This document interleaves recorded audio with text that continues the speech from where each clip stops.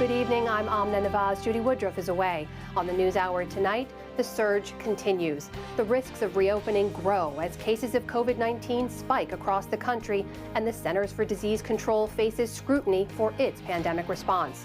Then, one-on-one, Senator Bernie Sanders on the race for the White House and former Vice President Biden's new plan to tackle climate change. Plus, rethinking college. The future of higher education remains in doubt for many community college students burdened by COVID-19 and structural inequality. Many of them live very fragile lives, and they're oftentimes one paycheck away from disaster. All that and more on tonight's PBS NewsHour.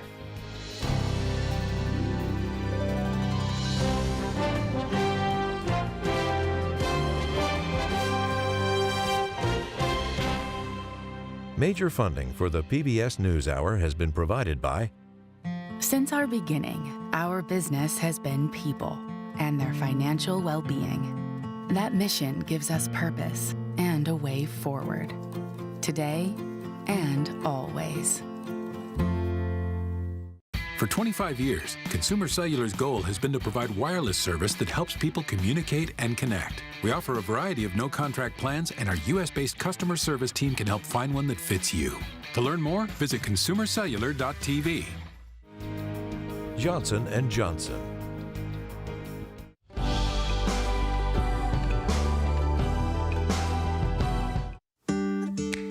The John S. and James L. Knight Foundation, fostering informed and engaged communities. More at kf.org.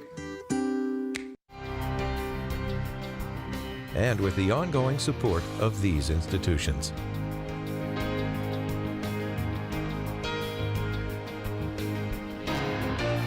This program was made possible by the Corporation for Public Broadcasting and by contributions to your PBS station from viewers like you.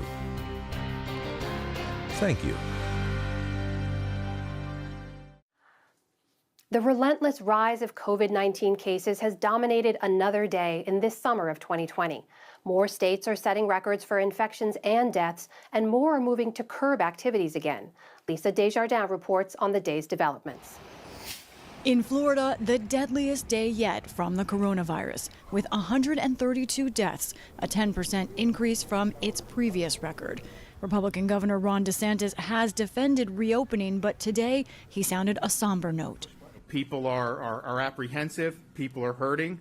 This virus has affected every Floridian's life in one way or another. Florida is part of a trio of high population hotspots, along with California and Texas. Those three states reported 30,000 new virus cases yesterday alone. This as local leaders across the country are rethinking their moves to reopen. Officials outside Houston in Fort Bend County, Texas, have decided school this fall will open with online learning only. We cannot tell this virus what we will and will not do. The virus will teach us what is safe and what is prudent to do. In California, the same decision with even more impact. Officials in Los Angeles and San Diego announced classrooms will stay closed, online learning only, when school starts. That affects more than 800,000 students. Los Angeles Mayor Eric Garcetti. We have never had as many people infected or infectious. We have never had as many recorded positive cases each day. And we've never had as many people in the hospital as there are tonight as I speak to you in Los Angeles. But there is divide. Outside of Los Angeles, protesters for and against gathered as the Orange County School Board recommended that classrooms reopen next month without masks or social distancing. On the opposite coast, the opposite direction. The city of Philadelphia took a dramatic preventative step today. Mayor Jim Kenney announced all large public events in the city are canceled through February of next year. What we are doing here is following medical advice, which I think every city and state in the nation should have, and we wouldn't be in the situation that we see resurging. In Louisiana, where cases are again mounting, Governor John Bel Edwards has mandated face masks for all residents in public. Vice President Pence visited the state today to encourage emergency workers. Keep up the great work, okay? Meanwhile, the White House's testing czar pushed back at some retweets sent by President Trump, accusing health officials of lying. Admiral Brett Giroir spoke to NBC. We may occasionally make mistakes based on the information we have, but none of us lie. Dr. Anthony Fauci, the administration's top disease expert, whom President Trump has criticized, was asked in an online forum whom Americans should trust and backed the experts. I would stick with respected medical authorities who have a track record of telling the truth, who have a track record of giving information and policy and recommendations based on scientific evidence and good data. Fauci also alluded to some good news on the vaccine front. Researchers reported that the first U.S. tests of one vaccine did in fact boost immune systems, a positive sign, but just one of many steps and months of further tests ahead.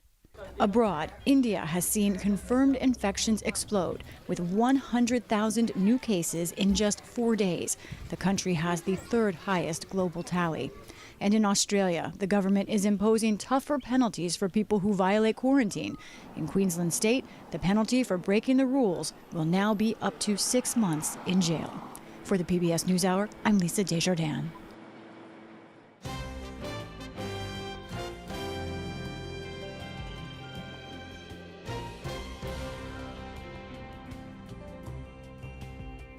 In the day's other news, the Department of Homeland Security dropped its directive that international students in the U.S. attend college classes in person or leave the country.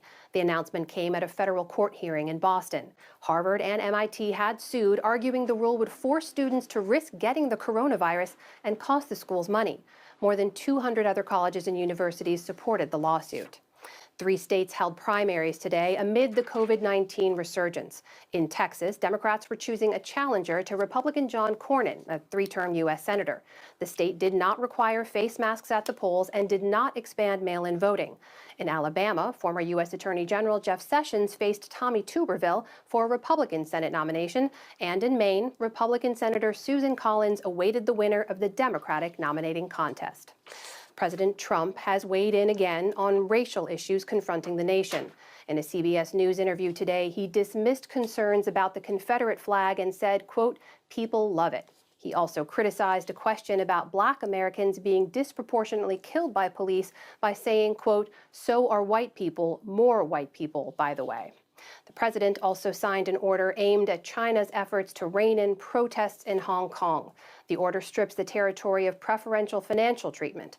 Meanwhile, China sharply criticized the U.S. for rejecting most of its territorial claims in the South China Sea. Beijing accused Washington of, quote, "flexing its muscles and interfering in the region." Britain has reversed course and will ban Chinese telecom giant Huawei from its next-generation mobile phone system. The U.S. had pressed for the change, and the British government announced it today. Dan Hewitt of Independent Television reports. The UK can no longer be confident it will be able to guarantee the security of future Huawei 5G equipment.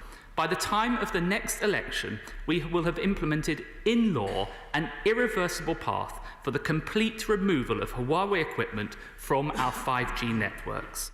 So why have the government done it? Well, Huawei may be the world's second largest supplier of mobile phones after Samsung, but the Chinese firm's equipment is also at the heart of the UK's mobile network, and it's their role in the newest technology, 5G, where the apparent security risks lie. In May, the US imposed sanctions on Huawei, who claimed China could use the firm to spy on them. And today, UK security services concluded they could not guarantee that using Huawei's 5G kit was safe. So the government will ban all telecoms companies from buying Huawei's equipment after this year and remove all their 5G technology from the UK by 2027. We're disappointed by the announcement today. It wasn't totally unexpected, but the severity and the speed of the implementation we think will be a problem for the UK network. So it's not good news for UK consumers. But major economies don't see you as trustworthy. They believe you are ultimately answerable to the Chinese state. We provide communication services to 1/3 of the planet, so we are trusted. Huawei will be allowed to carry on providing equipment for Britain's 3G and 4G networks, but the government admitted today that removing them from 5G would set the UK back 2 or 3 years and cost the phone companies £2 billion. Ultimately, it's very likely the consumer is going to pay for that, and the consumer is going to pay in terms of slower 5G rollout and kind of waiting longer for the benefits that ensues from that. While this latest government U-turn will be welcomed in Washington, attention will now turn to reaction in Beijing and the diplomatic cost of pulling the plug on one of its biggest names. That report from Dan Hewitt of Independent Television News. In Bangladesh, seasonal monsoon flooding has now left more than 1 million people stranded or displaced. With major rivers rising, villagers in the north are using makeshift boats to get animals and belongings to higher ground. The water's flowing in from India upstream. The monsoon season begins in June and runs through October. Back in this country, meanwhile, the federal government carried out its first execution in 17 years. Daniel Lewis Lee died by lethal injection at a federal prison in Terre Haute, Indiana. He murdered 3 people in Arkansas in 1996 in a white supremacist plot.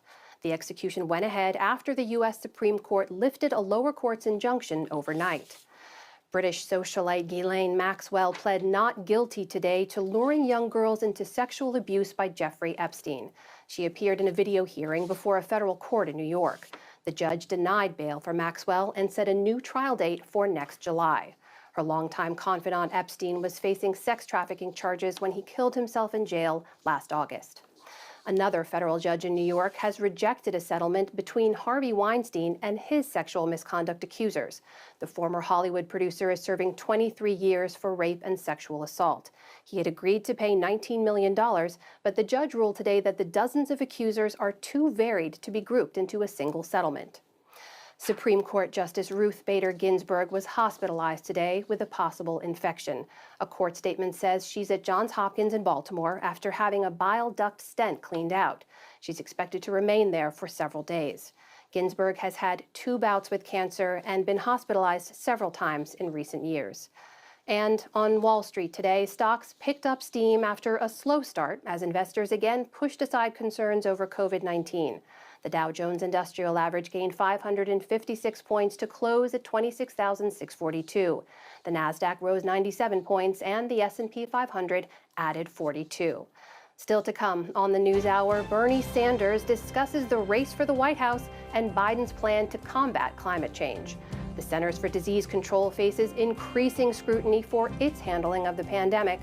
The struggles of community college students burdened by COVID-19 and structural inequality, plus much more.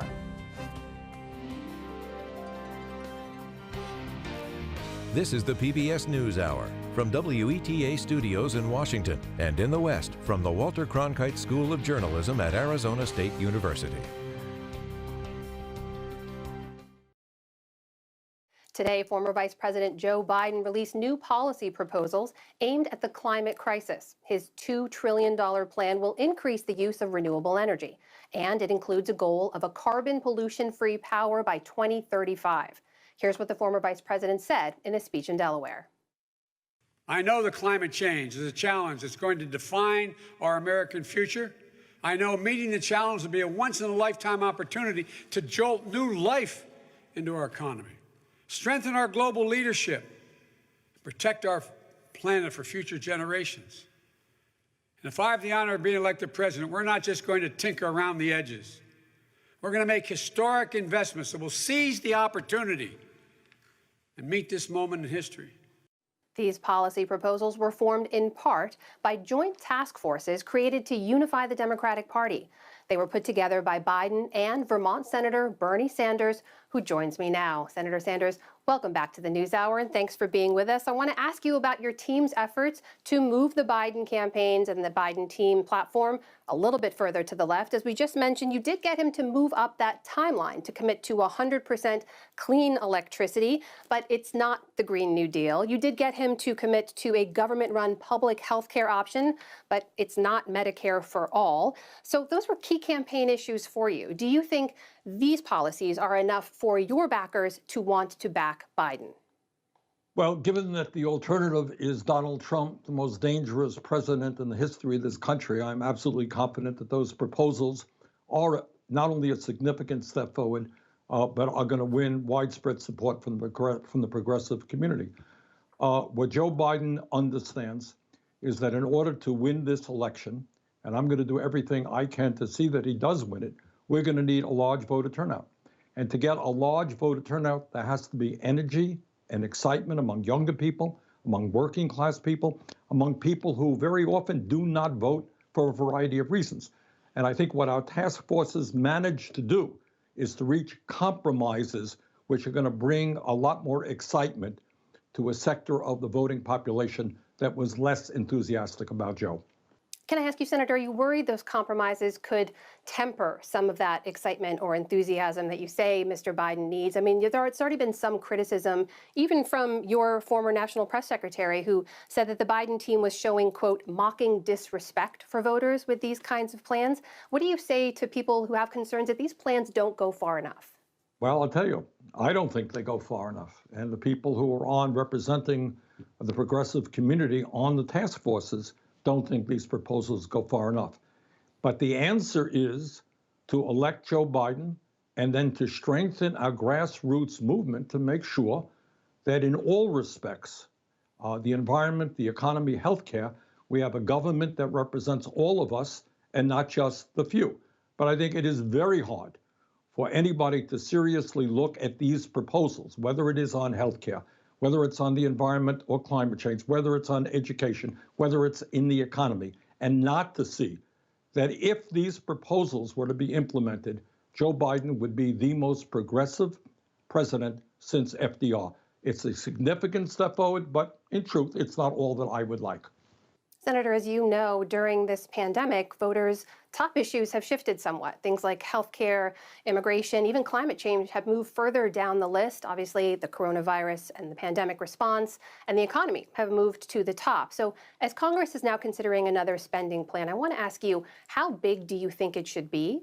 And what do you say to people who are concerned that the bigger that response gets, the more it's going to push America into the red? Look, this is what I say. And that is that we are living in an unprecedented moment in American history. We have a pandemic because of Trump's ineptitude and downplaying this pandemic from day one is getting worse in many states in this country. 135,000 people have already died, and that number will grow in months to come. We have an economy which has lost tens of millions of jobs. Today, in Vermont and throughout this country, people are hungry. By the millions, people are worried about being evicted. People, in many cases, have lost their health insurance. We have got to stand up and represent the working families of this country who are seeing today more desperation than they have seen in many, many decades. And the alternative to not becoming aggressive is to see, in my view, not only unbelievable human suffering, but to see this economy head straight forward into a Great Depression. Senator, to that point, how big do you think that next spending plan should be then? Well, the House passed its bill for $3 trillion, and I think the Senate should do at least as much. We are seeing now unprecedented suffering in this country. We have tens of millions of people who have lost their jobs. Many have lost their health care. There are people in my state of Vermont, throughout this country, who today are worried about feeding their families. People are worried about being evicted from their homes. This is America, the wealthiest country in the history of the world. Now is the time to stand with working families. And let me just say this. If we don't do that, not only are we going to see an increase in suffering and death, what we're also going to see is this country plunging, in my view, into the worst economic decline since the Great Depression.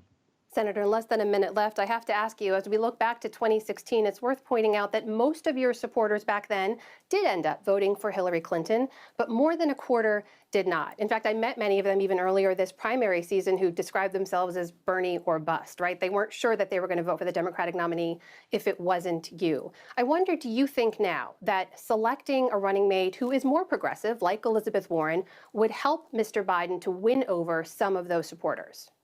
Well, I think that the Biden campaign, they're very good politicians. And I think they understand that they need a vice president who not only will have the right politics for Joe Biden, but is somebody he is personally compatible with. I think when you're dealing with the vice president, there has got to be a lot of personal chemistry. And that's a decision I'm sure that Joe and his team are looking very hard at right now. That is Vermont Senator Bernie Sanders joining us tonight. Thank you so much for your time, sir. My pleasure. Thank you.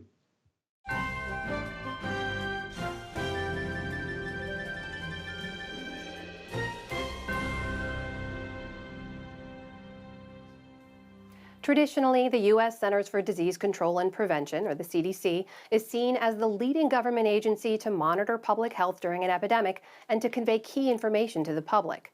Historically, the CDC is not very political, but in many ways, its role has been very different during this pandemic. As William Brangham tells us now, 4 former directors of the agency say the CDC's voice has been muted for political reasons.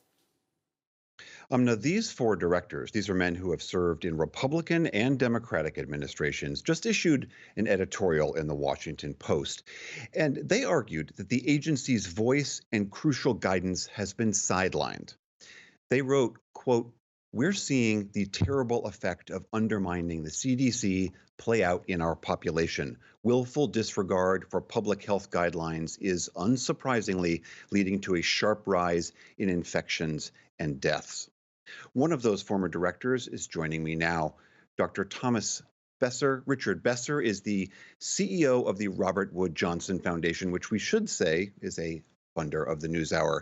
Dr. Besser, thank you very much for being here. The headline of your editorial said, "We ran the CDC. No president ever politicized its science the way Trump has." How has he done so? Well, what we're seeing, William, is a clash of messages. We hear every public health leader in the nation talking about how serious this pandemic is, talking about the steps we need to take as individuals and as a nation to ensure that we minimize the damage to people's lives. And then we hear politicians, starting at the White House, talk about how there's nothing to worry about, how public health is overplaying this. And in the injection of politics into a public health response is extremely dangerous for the nation. CDC is the nation's public health agency, and their guidance informs what states do, what local public health does. By injecting politics into it and undermining the trust that we need to have in that guidance, it puts people's lives at risk. And what are some of the real world effects of that politicizing of the science? Well, a number of things. The biggest challenge I'm seeing for CDC is that they're not having daily press conferences. They're not able to talk to the public through the media about what they're doing and what they're learning. So, months ago, CDC talked about masks and the importance of healthcare workers wearing masks, but talked about the general public not needing to wear masks. But there's been a lot of learning that's gone on in every public health response. I ran emergency response at CDC for 4 years. And during every response, what you don't know early on far outweighs what you do know. And you use science to drive the direction of your response. So as CDC learned more, as we learn more from other nations and what was successful, CDC changed their guidance. They recommend that everyone in America wear a mask. And the reason is because a lot of people can transmit this infection before they even know they're sick. So by wearing a mask, you can cut down on that. Well, the CDC had no opportunity to make that case to the public. So it looked like a total flip-flop. Without bringing the public along, there's no way to build the trust that is absolutely essential during a response. As I quoted, you write that the willful disregard of scientific expertise is leading to increasing cases and deaths. Do you really believe that this interference has cost American lives, that people who would have survived had this interference not occurred? I do. And I also think that that's part of the reason we're seeing such disparate impact on Black Americans, Latino Americans, Native Americans, so many of whom are essential workers.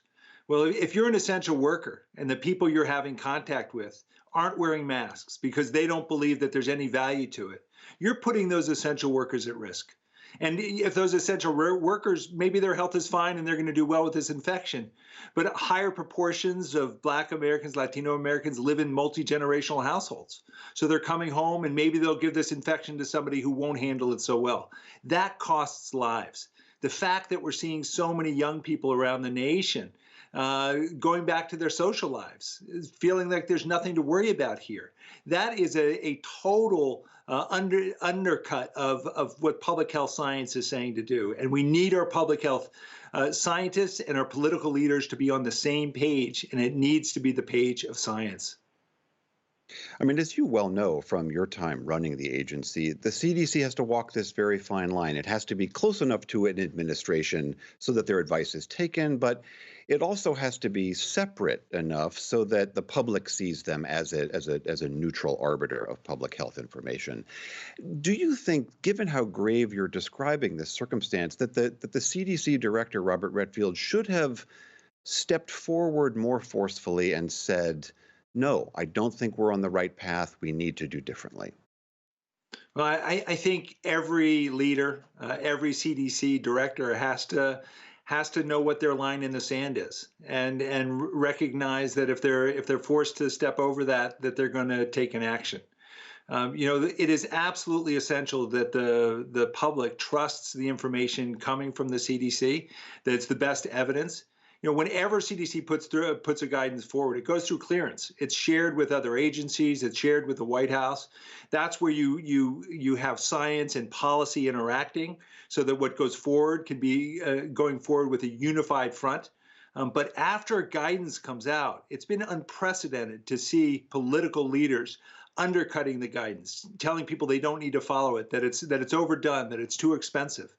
The idea that we can open our schools this fall, if we don't have this under control, and if we're not providing schools with what they need so that our children are safe and staff are safe and teachers are safe, this is something that we can do as a nation, but it has to be driven by that roadmap that public health is laying out so clearly. I mean, as you know, the CDC has had a few missteps. Their initial viral test malfunctioned. They seemed for a period of time to be double counting both viral tests and antibody tests.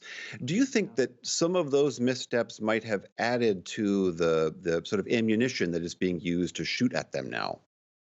Well, it's definitely ammunition, but I worked at CDC for 13 years and led emergency response for 4.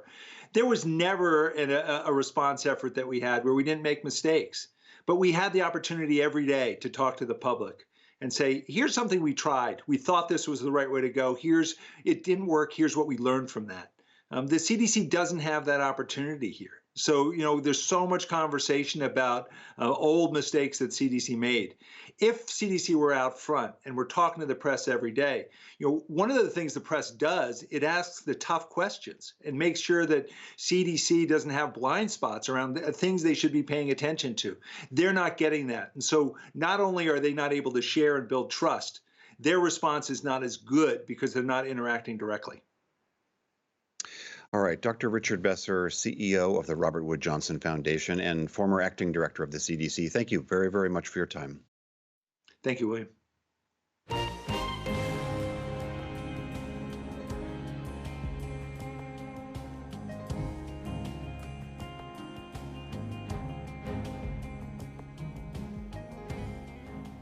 Now, the first in a special series of reports about rethinking college during COVID. Many students, families, and of course, colleges and universities are reconsidering what this fall will be like as the pandemic continues to dramatically reshape the education landscape. Our series begins with community colleges, which educate about 40% of undergraduates in the U.S. Many were already stretched thin before the pandemic, but surveys indicate enrollment is likely to increase as students and workers shift plans. Correspondent Hari Srinivasan looks at how one community college and its students are coping. Maryland's Montgomery College, just outside D.C., is eerily quiet these days. During a typical July, the school's 3 campuses would be bustling with summer school students, but like so many colleges and universities around the country, learning here has shifted from classrooms and labs to bedrooms and living rooms. Good. Montgomery College is one of the country's most diverse community colleges. It's nestled in a county with pockets of poverty and wealth. About 55,000 students ordinarily attend for accredited degrees and other programs like workforce development. The school was one of the first in the area to announce it will continue remote learning in the fall with a limited number of small lab classes. It's too early to know how many will attend next year, but the school is already seeing an uptick in interest. If I look at my enrollment for summer, we'll probably be about 20% up in terms of where we were this time last year. Marianne Pollard is president of the college. She says as the school gears up for increased enrollment, she's staying focused on current students, many of whom were struggling before the pandemic. So our students oftentimes are hungry. They are taking care of multiple generations at any given time. They're trying to figure out how to get to school. Many of them live very fragile lives, and they're oftentimes one paycheck away from disaster. In March, that disaster struck when businesses began to close. Many students and their families lost jobs, and some struggled with the move to online learning. That was the case for 19-year-old graphic design major Kayla Savoy. She says she enjoys creating and learning about art in her classes, but technology issues and distractions at home made it difficult to stay focused on school. The Wi-Fi, absolutely atrocious at my house. There's technically 5 or 6 of us all living at once. You have a toddler screaming about Paw Patrol in the background while your 8 a.m. classes is going on. Savoy is paying her own way through school and says she managed to get straight A's last semester, but she's been struggling to find work the last few months, and it's been hard to pay for things like gas and food. On top of those concerns, she and many of her classmates have been deeply impacted by recent events surrounding racial inequities. I got to this point where I was like, I don't know how I'm going to be able to juggle more than I already have. And then I turn around and I see more senseless killings of my people. And as a Black woman, I fear for so many of people that are important in my life. It becomes just an overwhelming feeling of what can I do? Can I not study for classes? Can I not go to the store without my life being in danger? Montgomery College has been trying to help students cope with many of these stresses. The school has distributed more than $3.5 million in emergency aid, money from the Federal CARES Act, private donors, established emergency funds, and $400,000 the school saved from canceled end-of-the-year ceremonies. Early on, local companies donated laptops, and free food was handed out to students in the surrounding community, where unemployment has jumped up in recent months to nearly 9%. Our students, they don't pop in for 8 or 9 months out of a year and live in a residence hall and they go back to where they came from. They live here. They work here. They raise families here. So as a result of that, the wealth and health of our community is a direct reflection of the health of our community college and vice versa. There's a mutuality to that that demands that we rise up in these moments. Black Lives Matter! Pollard says this moment also requires thoughtful engagement and action by the school and academia in general to address systemic racism. During open Zoom forums called Let's Talk, faculty and staff have been facilitating candid conversations. We're literally watching the murder of people consistently on television over and over and over again. That's not only dehumanizing to the person, but it desensitizes us to what the value of that life is. And some faculty, like anthropology adjunct professor Amy Caratini, are encouraging students to explore race and ethnicity in new ways. I think it's just so important to make students comfortable to talk about these issues. I think there's a lot of nervousness or fear of saying the wrong thing or doing the wrong thing. But outside of the classroom, some wonder how well Montgomery College and other community colleges will be able to meet the challenges of these times. Community colleges have been systematically defunded for years, and they were already in a tough situation when it came to resources, when it came to instructional supports, when it came to being ready to serve these large number of students. Temple University's Sarah Goldrick-Rabb is a professor of sociology and medicine. She and her colleagues recently released a survey that found nearly 3 in 5 college students across the country have experienced basic needs insecurity during the pandemic. She says lack of funding can lead to staff shortages and limited course offerings, and the current job market may make it more difficult for students to get across the finish line. These students are at very high risk of going to college for all the right reasons and leaving because they had very little choice. People used to work their way through college in the 1970s and the 1980s. They've always done that. But now work has literally disappeared. This is not a temporary challenge. When these people, if they drop out of college, they're going to struggle for the next 10 to 15 years at least to repay the debt that they owe. Montgomery College President Pollard has those issues and others on her plate as she steers the college into what could be a rocky fall. If students do come to us, they will need financial aid. We know that the state and even the federal government may not be able to provide as much because they're trying to raise a economy back up. We know that there's a lot of uncertainty, but here's the thing about it. We've been here before. Community colleges have a deep competency in trying to respond to these types of environments. 55,000 students, more or less, will log into their online classes on August 31st when the fall semester begins. But the school's campuses will remain quiet for the foreseeable future. For the PBS NewsHour, I'm Hari Srinivasan.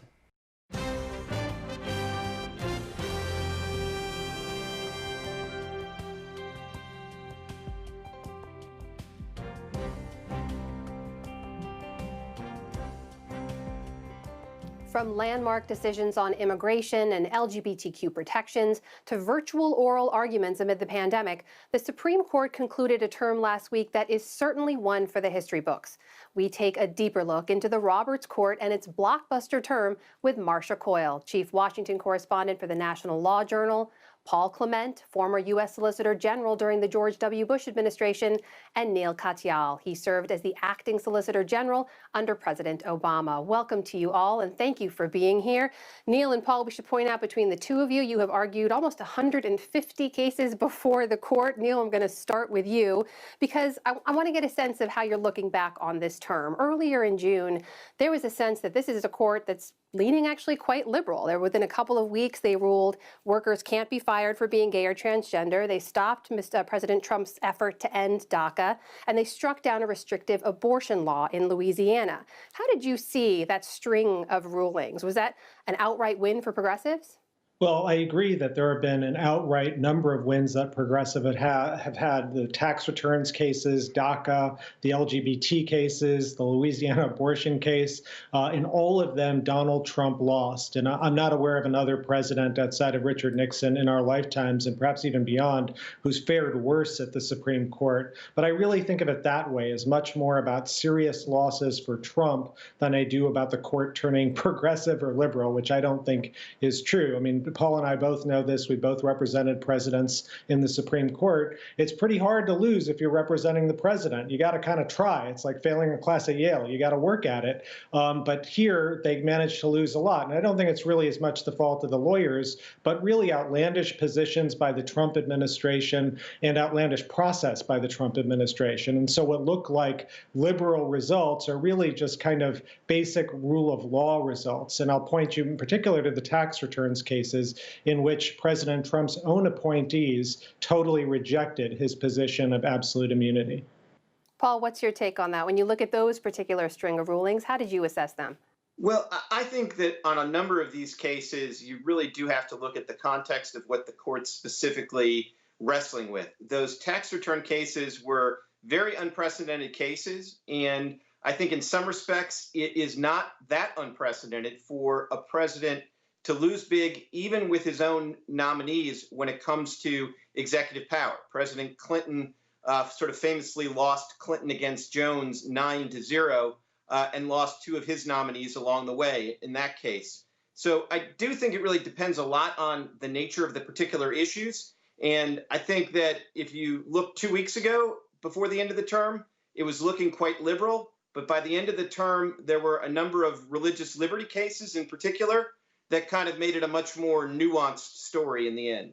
And I want to get to those in more detail in just a second. Before we do, though, Marcia, I have to ask you, when you look at the abortion decision, for example, in that case, there were 4 liberal justices who voted to strike down the law, and it was Chief Justice John Roberts who sided with them. Talk to me a little bit about the role that Roberts has played on this court. At the same time, we should mention he had a very full plate. He was also presiding over the impeachment proceedings. That's right, Amna. It was an extraordinary term on many levels. But as far as John Roberts goes, I'll take the maybe 30,000-mile view of the term and say that this was a term that began with a number of cases that were fraught with political and partisan implications. And I think the Supreme Court emerged unscathed by or untarnished by either of those because of John Roberts. he was able, by forming cross-ideological majorities, to steer the court through those cases and to sort of confirm what he has been trying to tell the public in some very rare public statements, that the court is an independent institution. Certainly, a number of conservatives did hope that with the confirmation of Justices Kavanaugh and Gorsuch, that there would be a rock-solid conservative majority on the court. And that is not the case. It really does depend often on the nature of the cases that come before them. But I really think if you wanted to look at winners and losers in the term that just ended, you would have to say that the winner was the U.S. Supreme Court, because it did emerge unscathed from so many of those cases that could have painted, if there had been 5-4 decisions in the normal ideological split, it could have been painted as a partisan institution. Well, Paul, I want to get back to some of those cases you mentioned involving religious freedom, because there were a few, and there seemed to be somewhat of a trend when it came to how those went. There was one shielding religious schools from lawsuits on employment discrimination, another one upholding the Trump administration rule that employers can deny contraceptive coverage on religious or moral grounds. When you look at the body of those decisions, what was the message you think the court was sending? Well, I think adherents of religion and people trying to vindicate rights to religious liberty did incredibly well in all of those cases. And in every one of those cases, they got the vote of Chief Justice Roberts. Some of those cases were more in the 7-2 department than the 5-4 decision. One of the most consequential, the Espinoza case about school choice and the role of state constitutions in limiting school choice, I think was a 5-4 decision and a big victory for religious liberty. So I do think those cases underscore that, John Roberts is not a liberal or even a moderate when it comes to some issues. And I think it really depends on the nature of the issues that come before the court in a particular term. Neil, what about you? When you look at those specific cases involving this one issue of religious freedom, which we know is very important to the Trump administration, how do you look back on this term?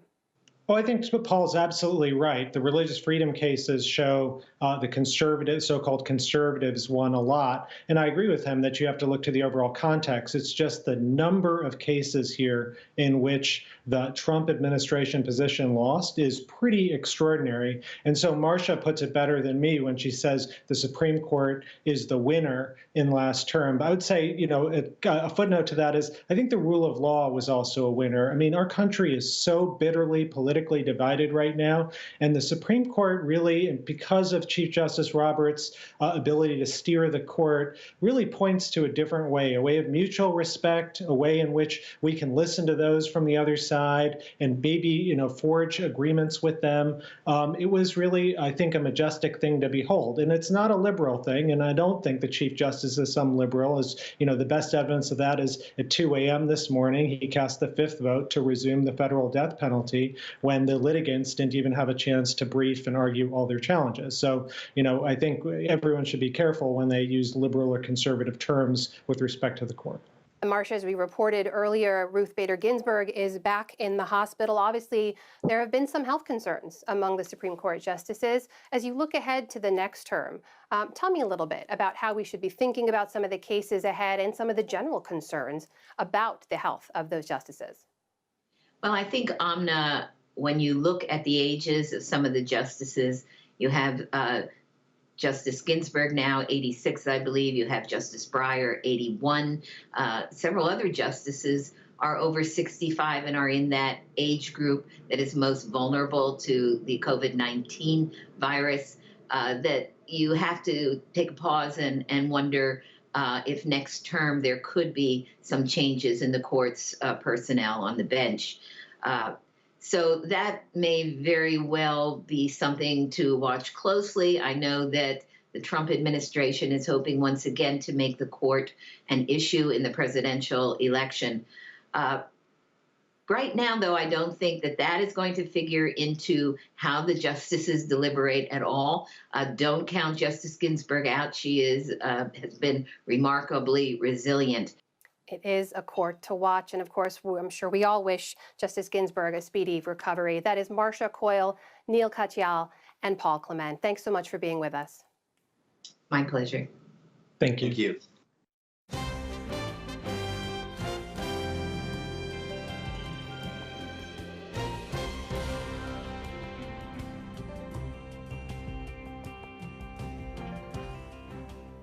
In the wake of protests against systemic racism in America, many industries are re-examining past practices and facing questions about their own racial biases. One new effort puts a spotlight on the world of publishing. Here's Jeffrey Brown's Race Matters report that's part of our ongoing arts and culture series, Canvas. It began as a social media call-out, #PublishingPaidMe, a request for authors to reveal the advances they'd been paid for their books. The result, based on responses from hundreds of writers, a clear disparity between Black and non-Black authors. The hashtag was started by L.L. McKinney, a writer of fantasy novels for young adults. This advance has a lot to do with how well the publisher thinks the story will do. And a lot of that has to do with, this idea of a universal story. If a story is more universal, then more people will have access to it. And this highlights what publishing views as the default for the universal story. The call-out struck a nerve, and many prominent Black authors weighed in, including novelist Jesmyn Ward, who wrote of how she fought and fought for a $100,000 advance for her third novel, Sing Unburied Sing, even after her second, Salvage the Bones, for which she received about $20,000, had won the National Book Award for fiction. By contrast, Linda Kiesling, who is white, wrote of receiving a $200,000 advance for her literary debut. N.K. Jemisin, a Black novelist who won the Hugo Award, recognizing the best science fiction and fantasy writing 3 years in a row, said she received just $25,000 advances for each of the books in her award-winning Broken Earth trilogy. You have an award-winning author who is beloved by so many, right on up to presidents picking up her book,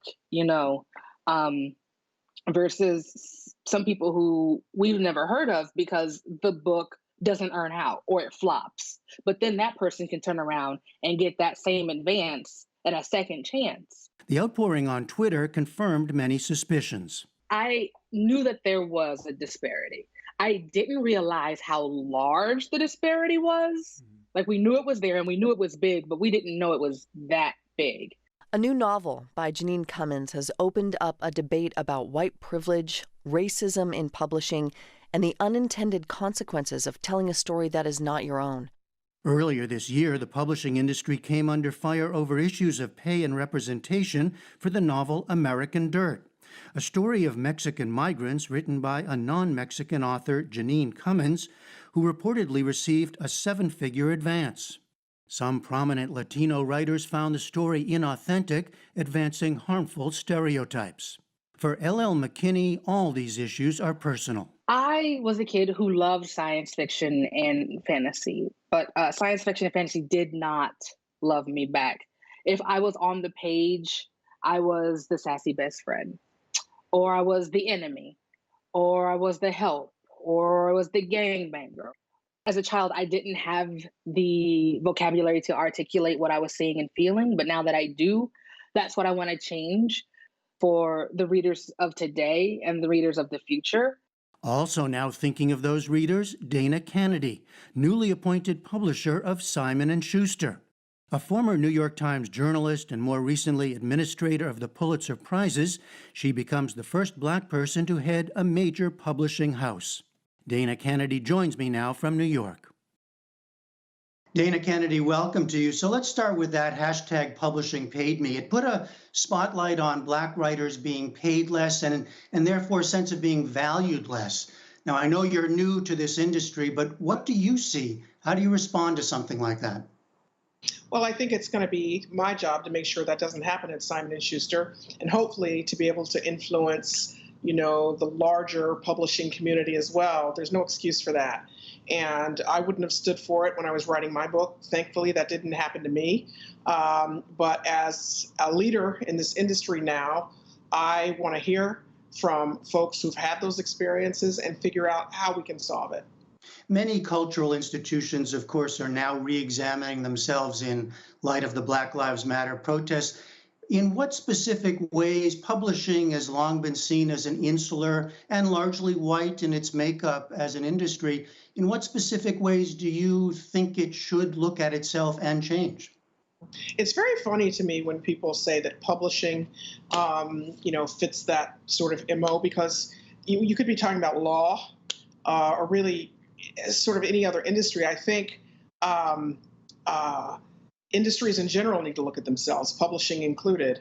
And I, for many years, headed up diversity and inclusion initiatives at the New York Times as part of my portfolio as a senior manager there, a senior newsroom leader. And so I have a lot of tools in my tool chest that I can call upon. But I think for Simon & Schuster specifically, I don't have the answers yet. I need to start the job, get in there, roll up my sleeves, and see what they're doing and where there are opportunities for growth. So one thing anybody who works with me knows is I'm very honest, and I'm not going to pretend to have answers that I don't.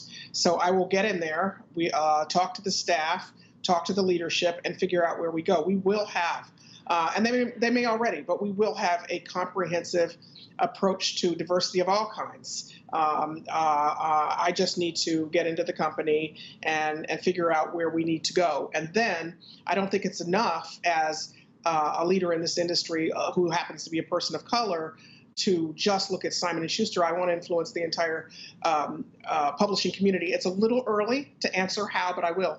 And you can check back with me in a year and hold me accountable. Okay, I hope we'll get a chance to do that. But, I mentioned the debate around the novel American Dirt, and I wonder, you're a reader, you're a writer yourself. When you look at this, at the world of publishing, do you see a lack of opportunities for writers of color? Do you see a lack of voices being heard? So I think that's changed in recent years, and there's more opportunity than ever before. Historically, and not even in the very distant past, that's been the case. I do think it's changing, and I think it will continue to because of the movement that's taken hold in this country. I also think that's where I'm going to have tremendous influence to bring in different voices, both established authors, but emerging voices that could be very important. We have a lot of work to do. We have to do it collectively. I'm one person in one company, but I think that there are some opportunities for leaders across publishing houses to put our heads together and figure out how we can influence this issue, how we can improve things related to both subject matter, pay equity for advances, the voices and the authors that get highlighted. All of that provides, in my view, an exciting opportunity to improve things, and I will do that. I will, as best I can. I know we just have 30 seconds, but I read that your son calls you what? Word nerd. I know you love books, but why take this job? I mean, very briefly, what is it you hope to do, and why did you want it? Well, I think it's a tremendous opportunity to work with somebody I admire greatly, Jonathan Karp, who's one of the best minds in the business. I wanted to work with him. I also think I can have influence in the ways you and I just discussed, and I will, and I intend to. But also, I'm a word nerd. I love words. So this is like a dream job. All right. Dana Kennedy is the new publisher of Simon & Schuster. Thank you, and good luck. Thank you. Thanks for having me.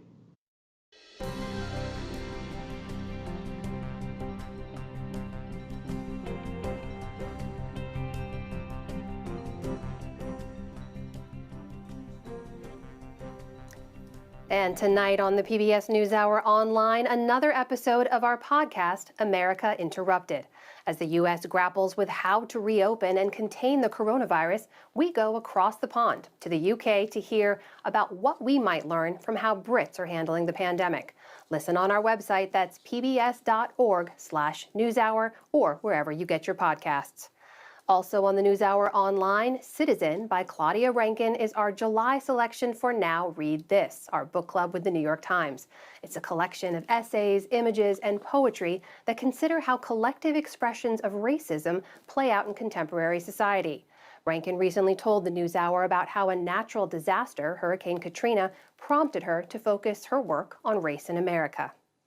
And that is the NewsHour for tonight. I'm Amna Nawaz. Join us online and again here tomorrow evening. For all of us at the PBS NewsHour, thank you. Please stay safe, and we'll see you soon. Major funding for the PBS NewsHour has been provided by...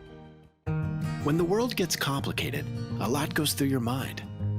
With Fidelity Wealth Management, a dedicated advisor can tailor advice and recommendations to your life. That's Fidelity Wealth Management. Consumer Cellular, Johnson & Johnson, financial services firm Raymond James, Carnegie Corporation of New York, supporting innovations in education, democratic engagement, and the advancement of international peace and security at carnegie.org. And with the ongoing support of these individuals and institutions.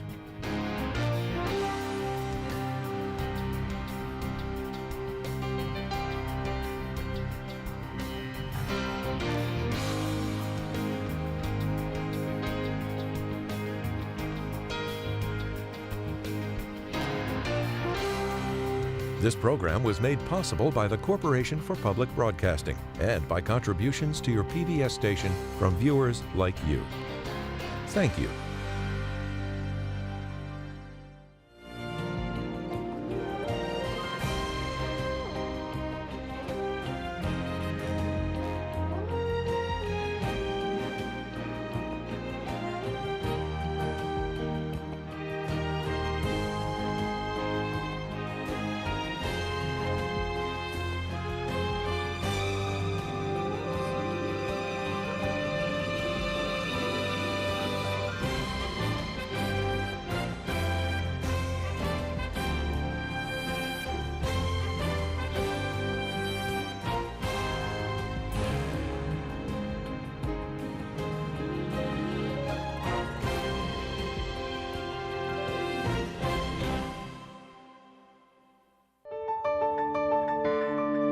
You're watching PBS.